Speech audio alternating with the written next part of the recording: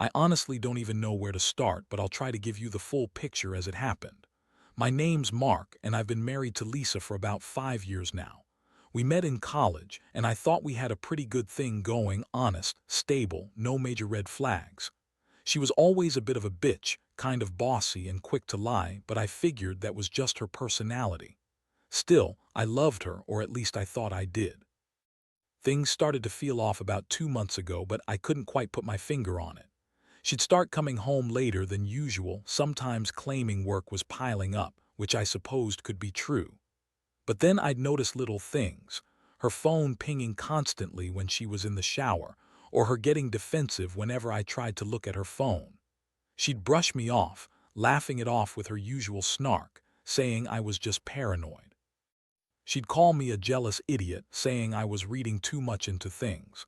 That should have been a warning sign, but I ignored it, convincing myself she was just tired or stressed. Then came the incident that cracked everything open for me. One night she was showing me pictures from a recent vacation, us, the beach, silly selfies, normal stuff. But as she handed me her phone to scroll through, I noticed a message notification from someone named Jax. I didn't really think much about it until I saw the preview. It was a text conversation that made my stomach drop. The messages were flirty, suggestive, even talking about how hot she looked, planning to meet up when you're not around. I froze, staring at her face as she kept talking, oblivious to what I'd just seen. My mind was racing.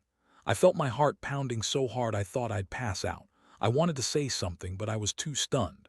I handed her back the phone, trying to keep my voice steady. That's when her bitchy side kicked in. She made a face, rolled her eyes, and snapped. "What? Are you serious? That's just some harmless flirt. Jax is just a friend. You're overthinking this. You're so insecure." I looked at her, trying to process what I'd just heard and seen. How could she lie so effortlessly? I'd introduced her to Jax, trusted him enough to say he was a good guy. He's just a barista at that coffee shop she loves. She always acts like she's above that kind of thing. But there it was, clear as day. Something was definitely going on. I felt a mix of anger, betrayal, and confusion all at once. I wanted to scream, to shake her and demand answers, but I kept my cool, mostly because I didn't want her to see how much she'd hurt me. That night, I didn't sleep. I kept going over the messages, the way she lied so effortlessly, the way she dismissed my feelings. I realized I'd been blind, that this wasn't just a flirt, it was something real, something she was hiding from me, and worse, something she was actively lying about. It felt like my world was shattering piece by piece. I knew I had to confront her, but I also knew I had a lot to think about. Could I forgive this? Could I trust her again after she'd lied so blatantly? Or was this the beginning of the end? The morning after that discovery, I felt like I was walking around in a fog. I stayed up half the night, staring at her phone, trying to piece together how long she'd been sneaking around with Jax. The worst part was knowing I'd been so blindsided, trusting her, believing she was loyal, and then finding out she'd been lying right to my face. That betrayal cut deeper than I thought possible. When she finally woke up, I decided I couldn't keep quiet anymore. I needed answers, and I needed them now. I sat her down in the living room, trying to keep calm, but my voice was trembling. I told her I saw the messages, what I'd seen, and how deeply hurt I was. Her reaction was classic Lisa, defensive, bitchy, dismissive. She rolled her eyes, scoffed, and said, "Oh, please, Mark, you're overreacting. Jax is just a friend. You're being paranoid as usual." That's when I snapped. I told her I wasn't paranoid. I'd caught her red-handed, and I wasn't going to pretend like I didn't see what was right in front of me. I asked her how long this had been going on, and she just shrugged. "Honestly, not long, a few weeks at most. It's not a big deal, we're not doing anything serious. You're making a mountain out of a molehill." Her words stung like a slap. I could feel my stomach turning. How could she lie so casually? She's always been good at spinning stories, twisting things around to make herself seem like the victim. For a second I wondered if I'd even known her at all. I was furious, more than furious. I was hurt, betrayed, humiliated. My wife, the woman I trusted, was cheating on me with someone I introduced her to, someone I thought was just a harmless barista. I asked her outright if she'd been sleeping with him. She scoffed again, rolled her eyes, and said, "No, you're imagining things, just some flirting. Sex. Please, Mark, you think I'd cheat on you. You're so possessive, it's pathetic." I felt my blood boil. There was something about the way she said it, so dismissive, so condescending, that made me realize she'd been lying from the start. She didn't care about the truth or how much she was hurting me. She thought she could get away with it, just like she always did when she made me feel like I was the problem. I started to see a pattern. She's always been manipulative, quick to lie, quick to turn things around and make herself look innocent. It was like I was fighting a losing battle. But I knew I couldn't just let this go. I had to think about what was best for me, even if it meant tearing everything down. The pain of her betrayal was like a heavy weight on my chest, but I also felt something else, something like a flicker of clarity. I had to decide whether I was going to forgive her and try to move past it, or if I was going to finally stand up for myself and walk away. As much as I wanted to believe her, I couldn't. It was clear that she didn't respect me enough to be honest, and her words made it worse. Her constant denial, her bitchy attitude, her outright lies, they all made me realize that I'd been living in a fantasy. I'd wanted to believe in the marriage in her, but now I saw her for what she really was. And honestly, part of me started to think I deserved better than someone who'd cheat and lie and then blame me for catching her. I didn't have the full plan yet, but I knew the wheels were turning. I had to come up with a way to handle this to regain some sense of control. Because right now I felt completely out of control, and that's the worst feeling in the world. That day I didn't go to work. I needed time to clear my head to figure out my next move. I spent hours just staring at the wall, replaying everything. Her dismissive tone, the texts, the lies. I felt sick, betrayed, like I'd been played for a fool all along. The more I thought about it, the more I realized this wasn't just about her cheating. It was about the way she manipulated me, lied to my face, and thought she could get away with it. That's when I decided I needed to do something, but I didn't want to rush into anything reckless. I remembered that Jax, the barista, had been coming around a lot more often lately. Lisa's obsession with that coffee shop was no secret. She'd go there every morning, sometimes twice a day. I'd always thought it was just her caffeine addiction, but now I wondered if there was more to it. The thought of her sneaking off to see him after work behind my back made me want to punch something. I started to pay closer attention to her behavior, looking for clues. And sure enough, I caught her one evening sneaking her phone into her purse before she thought I wasn't paying attention. That was the moment I knew I had to act. I wanted to catch her in the act, but I also needed proof. I decided I was going to set a trap to see if she'd slip up again. I started by installing a keylogger on her phone, something I'd never imagined I'd do, but I was desperate. I wanted to see what she was hiding, what she was texting when she thought I wouldn't find out. It was a risky move, but I felt I didn't have much choice. Over the next few days, I watched her closely. She kept up her usual bitchy attitude, throwing around insults, dismissing my concerns, and acting like I was crazy. But I noticed her texting more frequently, especially late at night. Her messages with Jax became more explicit, talking about sex, seeing each other again, and even plans to meet up after I go to bed. I couldn't believe she was so brazen about it. My stomach clenched every time I saw a new message pop up. It was clear she wasn't trying to hide it anymore, or maybe she just thought I was too stupid to notice. One night I couldn't take it anymore. I waited until she went to the bathroom, then I grabbed her phone, unlocked it, and read everything. The texts were worse than I thought, flirty, suggestive, full of promises to meet up.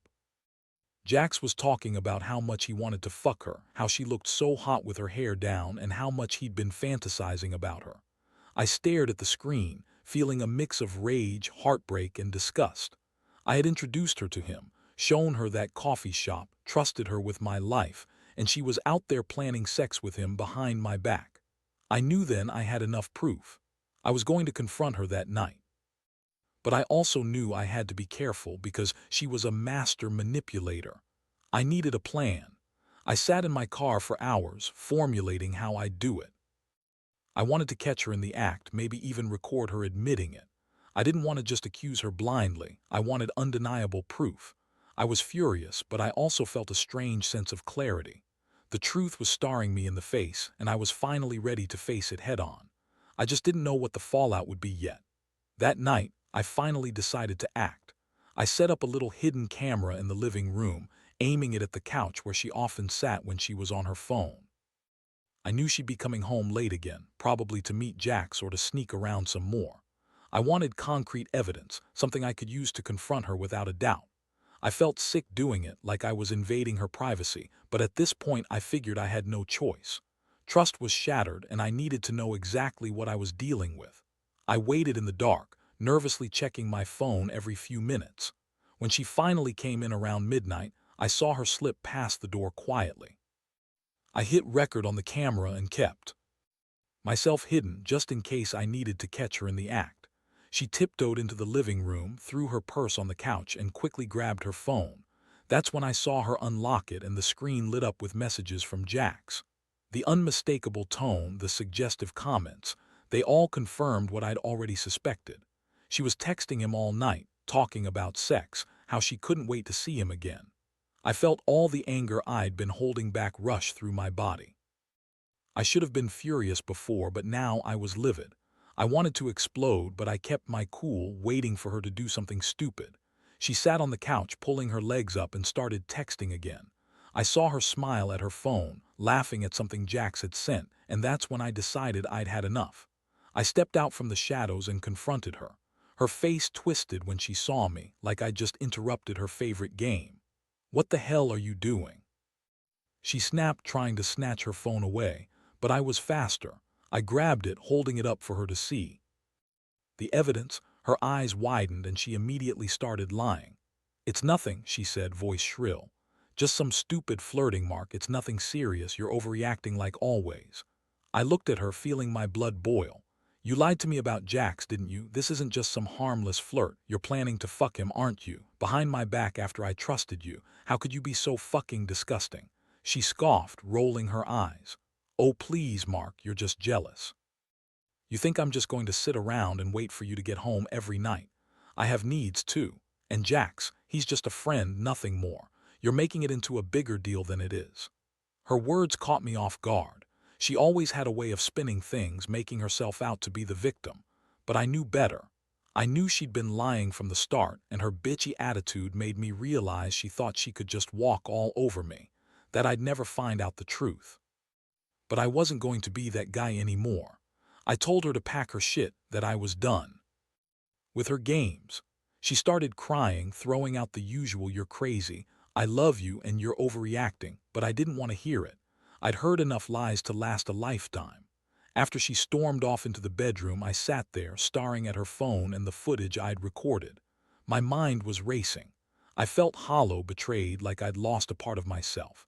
But at the same time, I felt a strange sense of clarity. I knew I couldn't stay married to someone who lied so blatantly, who thought she could manipulate me and get away with cheating. That moment marked the beginning of the end, whether I liked it or not. I didn't know what the future held, but I knew I had to do something. I had to decide whether to fight for the marriage or finally cut my losses and walk away from all the bullshit. The pain was overwhelming, but I also knew I had finally seen her true face, and that was a kind of freedom I'd never experienced before. The next few days were a blur of confusion, anger, and deep reflection. I stayed home from work, trying to process everything I'd uncovered. Seeing that footage, knowing she'd been lying to my face, had broken something inside me. Part of me wanted to lash out, to call her all the names in the book, but I knew that wouldn't help. Instead, I kept to myself, replaying the whole thing over and over. The betrayal cut so deep I wondered if I'd ever be able to trust anyone again. She, of course, tried to play the victim. That bitch was relentless, telling everyone that I had lost my mind, that I was crazy jealous, and that she was innocent. She spun stories about how I was controlling, how she only flirted a little, and how she loved me but needed some excitement. Her words made me sick. I started to realize her entire attitude was about manipulation. She'd always had a way of twisting things to make herself look innocent, even when she was clearly in the wrong. I knew I had to make a choice. I couldn't keep pretending everything was okay, not after what I'd seen and what she'd admitted in her own texts. But part of me still loved her, or at least I thought I did. I kept asking myself if there was any way to salvage this mess, or if I should just cut ties and move on. The hardest part was that I still cared about her, even after everything. That's what made this so exhausting. I felt like I was stuck between a rock and a hard place, not knowing whether to fight for the marriage or to finally walk away. One evening, I confronted her again. I told her I knew about the affair, about the texts, about everything I'd uncovered. Her reaction was classic Lisa, cold, dismissive, full of bullshit excuses. "You're crazy," she said. "I don't know what you're talking about. You're just jealous and insecure because I won't put up with your controlling bullshit." She looked at me with that bitchy smirk like she was winning, but I wasn't going to fall for her lies anymore. I told her I was done, that I was filing for divorce, and I wanted her to leave by the end of the week. She threw a tantrum, crying and screaming, calling me all sorts of names. "You're overreacting," she yelled. "You're just mad because I won't be your little obedient wife anymore. Jax is just a friend and you're just paranoid." I looked at her, feeling a mix of disgust and pity. How could she lie so effortlessly, so brazenly?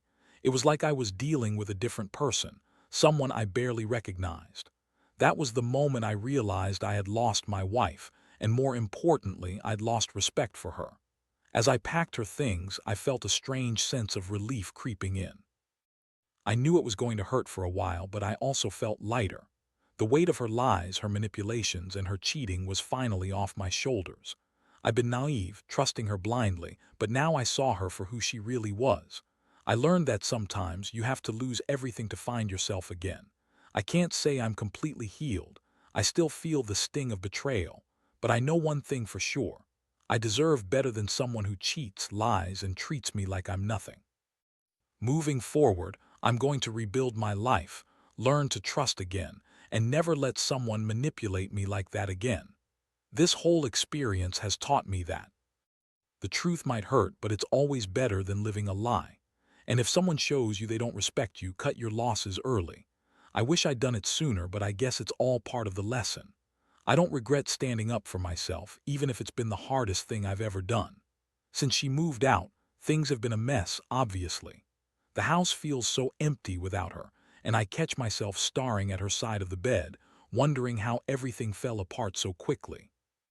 I won't lie, it's been a brutal few weeks. There's this constant ache in my chest, a mix of betrayal, disappointment, and the lingering hope that someday I'll find someone who actually respects me. I've started therapy, trying to piece myself back together. Honestly, it's been a relief to finally talk about what I've been through with someone who isn't judging or dismissing my feelings. I realize now I was naive for so long, trusting her blindly, ignoring the signs, and letting her manipulate me. But what's done is done. I can't change the past, only learn from it. Looking back, I see now how she always had a bitchy side, how she'd dismiss my concerns, twist everything around to make me look like the bad guy, and how she'd lie so effortlessly. It was a pattern I ignored for too long, and I take responsibility for that. But I also learned that no matter how much you love someone, if they're willing to cheat and lie, it's not your fault. You can't fix someone who refuses to be honest. I've realized that I need to be better to myself, set boundaries, recognize red flags early, and never let anyone treat me like I'm disposable. I'm not perfect, and I've made mistakes trusting her, but I refuse to let her betrayal define me. I'm rebuilding my life piece by piece. I've started dating again, nothing serious yet, just small steps. It's scary, but I know I need to move on, not just for me, but for my own sanity. Most of all, I've learned that honesty and respect are non-negotiable. If someone can't give you that, then they don't deserve a place in your life. It's not easy, especially after 5 years, but I'm finally learning to put myself first. And honestly, that's the biggest lesson I could have ever hoped for. To anyone going through something similar, trust your instincts. Don't ignore the signs, no matter how much you love someone. If they cheat, lie, or manipulate, it's better to walk away than to stay and get buried deeper in the pain. Because in the end, you're worth more than someone's lies or betrayal. And if you keep fighting for yourself, one day you'll look back and realize how strong you really are.